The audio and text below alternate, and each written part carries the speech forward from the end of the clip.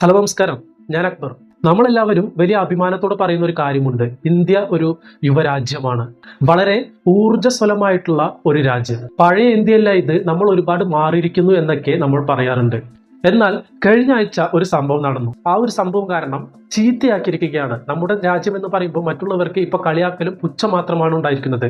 എന്താണെന്നല്ലേ, ലോകത്തിലെ എക്കാലത്തെയും മികച്ച ഫുട്ബോളർ ആയിട്ടുള്ള ലോക പ്രശസ്തിയുള്ള ഗോട്ട് എന്ന് വിളിപ്പേരുള്ള ലയണൽ മെസ്സി, ഫുട്ബോളിന്റെ ഇതിഹാസം ലയണൽ മെസ്സി ഇന്ത്യയിലോട്ട് വന്നിട്ടുണ്ടായിരുന്നു. ശരിക്കും ഇന്ത്യയിൽ വന്നതിന് ശേഷം എന്തൊക്കെയാണ് നടന്നത് എന്നാണ് ഞാനിപ്പോൾ പറയാൻ പോകുന്നത്.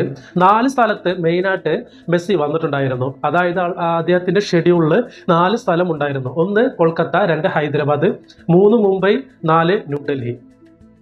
അതായത് കൊൽക്കത്തയാണ് അദ്ദേഹത്തിന്റെ ഷെഡ്യൂളിൽ ഫസ്റ്റ് ആയിട്ട് അദ്ദേഹം തെരഞ്ഞെടുത്തത്. അതിനുള്ള പ്രധാന കാര്യം, ഒരു കാരണമുണ്ട്, അത് ഞാൻ വഴിയെ പറയാം. വിഷയം അതല്ല. കൊൽക്കത്തയിൽ ലയണൽ മെസ്സി വന്നപ്പോൾ അവിടെ ആരാധകരുടെ ഒരു എന്താ പറയാ, 2-3 മാസത്തെ ശമ്പളം 2-3 മാസം ശമ്പളമൊക്കെ എടുത്തിട്ട് ടിക്കറ്റ് കൊടുത്ത് മെസ്സിയെ കാണാൻ വേണ്ടിയിട്ട് അത്രയും സമയം ചെലവഴിച്ച് എത്രയോ ലക്ഷക്കണക്കിന് ആരാധകരാണ് ആ ഒരു സ്റ്റേഡിയത്തിൽ, അതായത് കൊൽക്കത്തയിലെ ഏഡൻ ഗാർഡൻസ് സ്റ്റേഡിയത്തിൽ വന്നിട്ടുണ്ടായിരുന്നത്. പക്ഷേ അവിടെ നടന്നത് വേറൊരു സംഭവം തന്നെയായിരുന്നു. ആരാധകർക്ക് മെസ്സിയെ ഒന്ന് കാണാൻ പോലും സാധിച്ചില്ല. കാരണം എന്താണെന്നല്ലേ, കൊൽക്കത്തയിലേക്ക് വന്ന മെസ്സിയെ ഒരു കൂട്ടം രാഷ്ട്രീയക്കാരും ഉന്നത ഉദ്യോഗസ്ഥരും ചേർന്ന് മെസ്സിയെ ദേഷ്യം പിടിപ്പിച്ച് അദ്ദേഹത്തെ ആ ഒരു ഗ്രൗണ്ടിൽ നിന്ന് വെറും 8-9 മിനിറ്റുകൾക്കുള്ളിൽ അദ്ദേഹത്തെ ആ ഗ്രൗണ്ടിൽ നിന്ന് പുറത്ത് പോവാൻ അദ്ദേഹത്തെ വെറുപ്പിക്കുകയാണ്. അദ്ദേഹത്തെ വെറുപ്പിച്ചിട്ട് ആ ഒരു സ്റ്റേഡിയത്തിൽ നിന്ന് അദ്ദേഹം ഒരു 10 മിനിറ്റിനുള്ളിൽ അദ്ദേഹം പുറത്തു പോവുകയാണ്. ആരാധകരെ കാണാനുള്ള ആവശ്യം അദ്ദേഹത്തിന് വന്നിട്ടില്ല. ആരാധകർക്ക് മെസ്സിയെ കാണാനുള്ള ഒരു അവസരം കൊടുത്തിട്ടില്ല. പക്ഷെ അതിനുശേഷം ഹൈദരാബാദിൽ പോയിട്ട് അദ്ദേഹം എങ്ങനെയാണ് ആ ഒരു ഇവന്റ് എന്ന് പറഞ്ഞാൽ എങ്ങനെ ആയിരിക്കണം എന്ന് ഇവിടെ നിന്ന് അടുത്ത സ്ഥലത്തേക്ക് ഹൈദരാബാദിലേക്ക് പോയപ്പോൾ അവിടെ മെസ്സി ആഗ്രഹിച്ചതുപോലെ, മെസ്സിയെ കാണാൻ വന്ന ആരാധകർ ആഗ്രഹിച്ച പോലെ അദ്ദേഹത്തിന് നല്ലൊരു ഇവന്റ് അവിടെ സമർപ്പിക്കുന്നുണ്ടായിരുന്നു. ആദ്യം നമുക്ക് ഹൈദരാബാദിലെ പറഞ്ഞതിന് ശേഷം നമുക്ക് ഫുൾ ഡീറ്റെയിൽഡ് ആയിട്ട് നമുക്ക് ഈ കൊൽക്കത്തയിലെ വിഷയത്തിലേക്ക് വരാം. എന്താണ് മെസ്സി വന്നതിന് ശേഷം എന്താണ് ആരാധകർക്ക് ഇടയിൽ സംഭവിച്ചത്, എന്താണ് ആരാധകർക്ക് മെസ്സിയെ കാണാൻ സാധിച്ചോ, ഈ കൊൽക്കത്തയിലെ സംഭവത്തിന് ശേഷം മെസ്സി ആരാധകർക്ക് കാണാൻ സാധിച്ചോ എന്നൊക്കെ നമുക്ക് ഡീറ്റെയിൽ ആയിട്ട് തന്നെ ഈ ഒരു വീഡിയോയോട് സംസാരിക്കാം. അതിനു മുമ്പ് നിങ്ങളോട് ഒരു ചെറിയ റിക്വസ്റ്റ്. ലോകത്ത് ഇന്റർനാഷണൽ മുതൽ ലോക്കൽ വരെയുള്ള എല്ലാ കാര്യങ്ങളും, എല്ലാ ന്യൂസുകളും അപ്ഡേറ്റുകളും ഉടനടി നിങ്ങൾക്ക് നിങ്ങളുടെ ഫോണുകളിലേക്ക് നോട്ടിഫിക്കേഷൻ വരണമെന്നുണ്ടെങ്കിൽ നമ്മുടെ ഈ ചാനൽ മറക്കാതെ സബ്സ്ക്രൈബ് ചെയ്ത് കൂടെ കാണുന്ന ബെൽ ബട്ടൺ എനേബിൾ ചെയ്ത് വെക്കുക. അങ്ങനെ ബെൽ ബട്ടൺ എനേബിൾ ചെയ്ത് വെച്ചാൽ ഞാൻ അപ്ലോഡ് ചെയ്യുന്ന ഓരോ വീഡിയോസിന്റെ നോട്ടിഫിക്കേഷൻ നിങ്ങൾക്ക് യഥേഷ്ടം നിങ്ങളുടെ മൊബൈൽ ഫോണിലേക്കോ ലാപ്ടോപ്പിലേക്കോ കമ്പ്യൂട്ടറിലേക്കോ വരുന്നതാണ്. അപ്പോൾ മറക്കണ്ട, ചാനൽ സബ്സ്ക്രൈബ് ചെയ്യുക. ചാനൽ സബ്സ്ക്രൈബ് ചെയ്തല്ലോ, വീഡിയോയിലോട്ട് പോവാലോ. Welcome back to Akbar talks.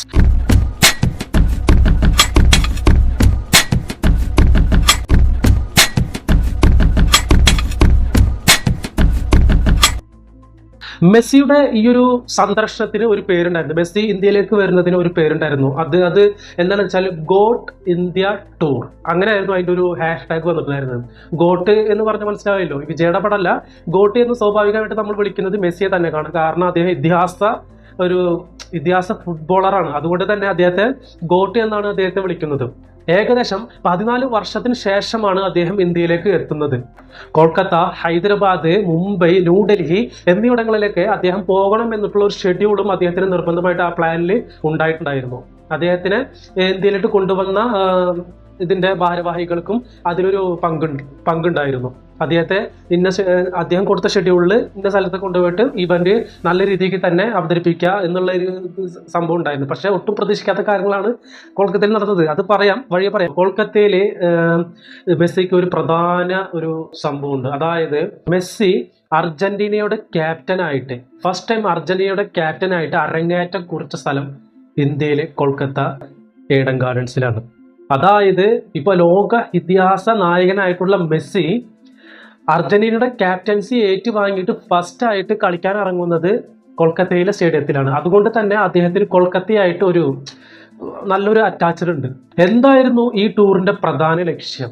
മെസ്സിയുടെ ആരാധകരെ കാണുക, ഒപ്പം ഇന്ത്യയിലെ ഫുട്ബോളിനെ പ്രോത്സാഹിപ്പിക്കുക, അടുത്ത തലമുറയ്ക്ക് പ്രചോദനമാവുക. ഇതൊക്കെയായിരുന്നു അദ്ദേഹത്തിന്റെ ലക്ഷ്യമുണ്ടായിരുന്നത്. കൊൽക്കത്തയിൽ നടന്ന സംഭവം പറയുന്നതിന് മുമ്പ് നമുക്ക് ഹൈദരാബാദിൽ ഈ ഇവന്റ് എങ്ങനെയാണ് നടന്നത് എന്ന് നമുക്ക് ഇപ്പൊ പറഞ്ഞിട്ട് അടുത്തതിൽ കൊൽക്കത്തയിലേക്ക് പോകാം. മെസ്സി വരുന്നുണ്ട് എന്നൊരു ഇവന്റ് നടക്കുമ്പോൾ അവിടെ ലേസർ ഷോകളും എല്ലാം നടക്കുകയാണ്. മാത്രമല്ല അവിടെ അവർ ഹൈദരാബാദിലെ ഒരു അവിടുത്തെ സോങ്സ് ഉണ്ടല്ലോ, അവരുടെ ലാംഗ്വേജ് സോങ്സ് ഒക്കെ ഇട്ടിട്ട് ആർഭാടമായിട്ട് എന്താ പറയാ അടിച്ചു പൊളിച്ച് അവർ ആഘോഷിക്കുകയാണ്. അവരുടെ ഫ്ലോപ്പ് സോങ്സ് ഒക്കെ ഇട്ടിട്ട് അവരവിടെ ആഘോഷിക്കുകയാണ്. അതിൻ്റെ ഇടയിൽ ഈ മുതിർന്നവരും ഈ കുട്ടികളും ചേർന്നൊരു സൗഹൃദ മത്സരം, ഫുട്ബോൾ മത്സരം അവർ സ്റ്റേഡിയത്തിൽ നടക്കുകയാണ്. ആ നടക്കുന്നതിൻ്റെ ഇടയിൽ മെസ്സി ഗ്രൗണ്ടിലേക്ക് വരുന്നു. മെസ്സി വരുന്നു എന്ന് പറഞ്ഞിട്ട് മെസ്സി ഗ്രൗണ്ടിലേക്ക് വരുന്നു. മെസ്സി ഇവർ കളിക്കുന്നത് ഇരുന്ന് കളി കാണുകയാണ്. ആ പിള്ളേരെ പ്രോത്സാഹിപ്പിക്കുകയാണ്. കൂടെ അതുമാത്രമല്ല, തെലങ്കാന മുഖ്യമന്ത്രി രേവന്ത് റെഡ്ഡി ഒരു ജേഴ്സിയൊക്കെ ഇട്ടിട്ട് മെസ്സിയുടെ കൂടെ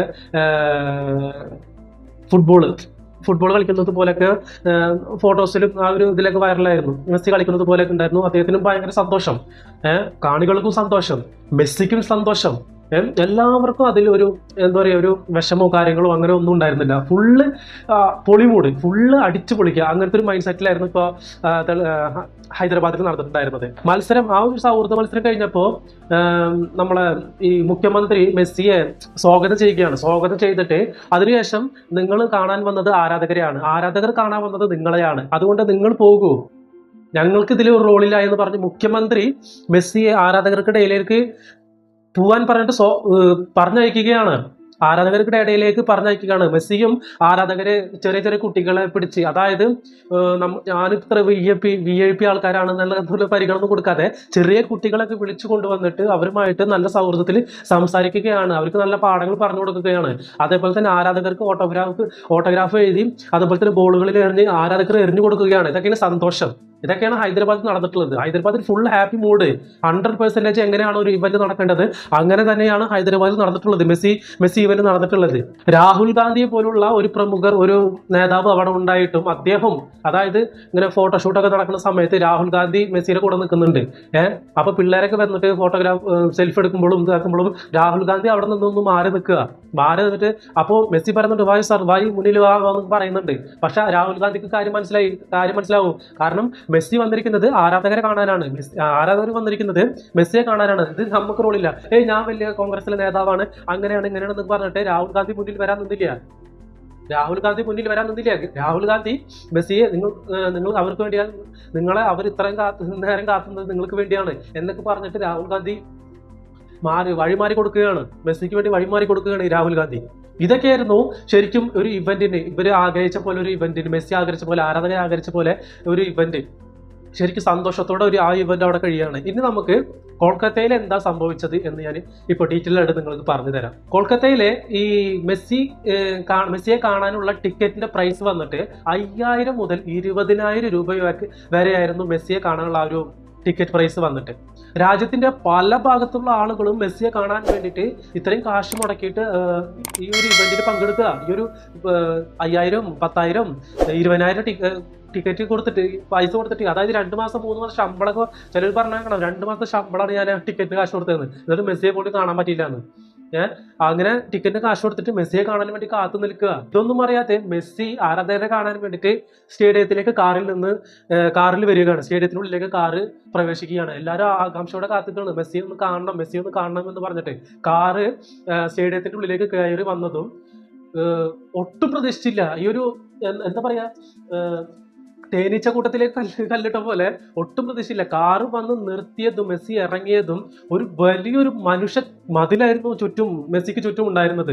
ആ മതിലായത് ആരൊക്കെയാണ്? രാഷ്ട്രീയക്കാർ, മന്ത്രിമാർ, MLA മാർ, അവരുടെ കുടുംബാംഗങ്ങൾ, ബന്ധുക്കൾ. ടിക്കറ്റ് എടുത്ത് വന്ന ഫാൻസിന് മെസ്സിയെ ഒന്ന് നേരിൽ കാണാൻ പോലും സാധിച്ചില്ല.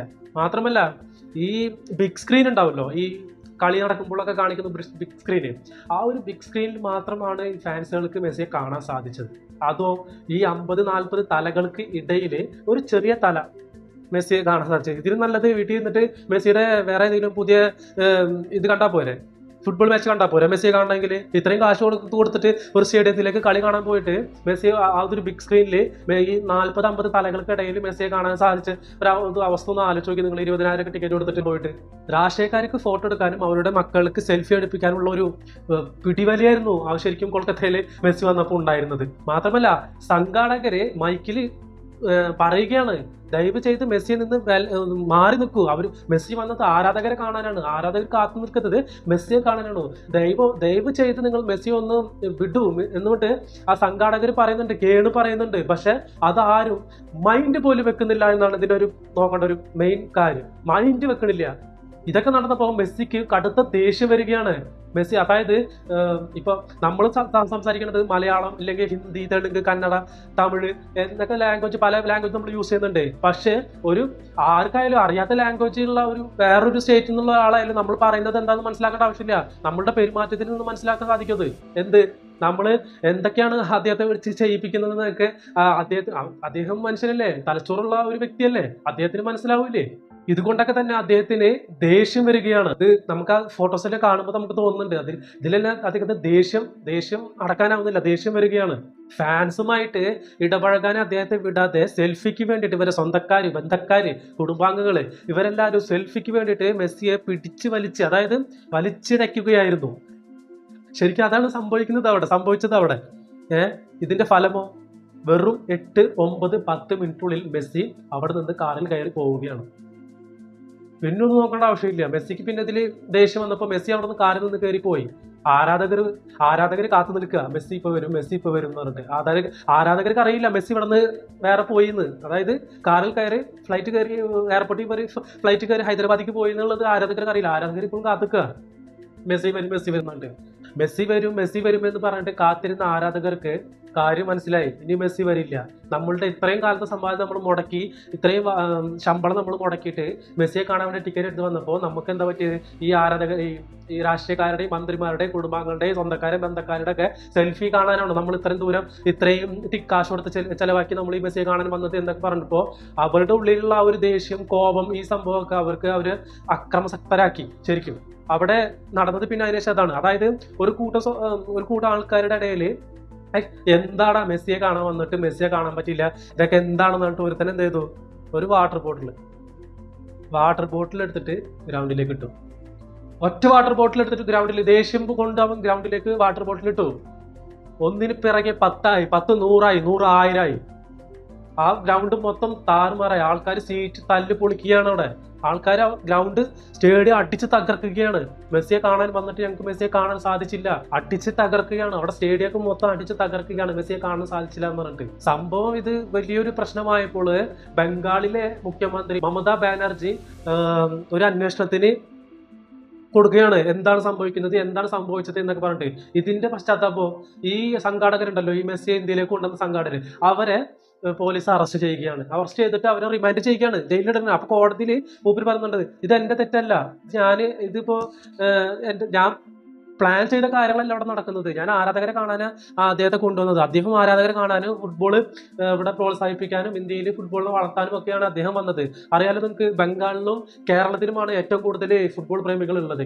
കേരളത്തിൽ പിന്നെ പറഞ്ഞ ആവശ്യമില്ല, ഫുട്ബോൾ പ്രേമികളും അതുപോലെ തന്നെ ബംഗാളിലും അതേപോലെ ഫുട്ബോൾ പ്രേമികൾ കൂടുതലുള്ള സ്ഥലമാണ്. അപ്പൊ അവിടെ ഫുട്ബോൾ വളർത്തിയെടുക്കുക എന്നുള്ള ചിന്താഗതി അതുമല്ലാണ്ട് ലോക ഫുട്ബോൾ ഇതിഹാസമൊക്കെ ഇന്ത്യയിലോട്ട് വരുന്നതല്ലേ. അപ്പൊ അങ്ങനെ ഒരു ചിന്തയിൽ അദ്ദേഹം കൊണ്ടുവന്നതാണ്. പക്ഷെ അവിടെ നടന്നതോ രാഷ്ട്രീയക്കാര്, മന്ത്രിമാര്, അവരുടെ കുടുംബങ്ങൾ, ബന്ധക്കാര് എല്ലാവരും വന്നിട്ട് ഈ ഇവന്റ് നശിപ്പിക്കുകയാണ്. ഇവന്റ് നശിപ്പിക്കുകയും അദ്ദേഹത്തെ വെറുപ്പിച്ച് അദ്ദേഹം പിന്നെ അവിടുന്ന് ഗ്രൗണ്ടിൽ വിട്ട് പോവുകയാണ്. അതാണ് അവിടെ സംഭവിച്ചത്. പിന്നെ ഹൈദരാബാദിൽ പിന്നെ നടന്നത് അദ്ദേഹം ആഗ്രഹിച്ച പോലെ, ആരാധകർ ആഗ്രഹിച്ച പോലെയൊക്കെയാണ് ഹൈദരാബാദിൽ നടന്നത്. കൊൽക്കത്ത അത് മറിച്ചാണ്. ഇതിൽ നമ്മൾ മനസ്സിലാക്കേണ്ട ഒരു പാഠമുണ്ട്. അതിനു മുമ്പ് ഒരു ചെറിയ കാര്യം പറഞ്ഞുതരാം. ഈ ഒരു കൊൽക്കത്തയിലേക്ക് ഈ മെസ്സിയെ കാണാൻ വേണ്ടി പോയ കുറച്ച് ടീം ഏത് യൂട്യൂബ് വീഡിയോയിലാണ് ഞാൻ കണ്ടതെന്ന് തോന്നുന്നു. നമ്മുടെ നാട്ടില് 1 ലിറ്റർ വെള്ളത്തിന് 20 രൂപ ആഡ് ചെയ്യുന്നുണ്ട്. അത് ഏത് കമ്പനി ആയിക്കോട്ടെ 20 രൂപ ആഡ് ചെയ്യുന്നുണ്ട്.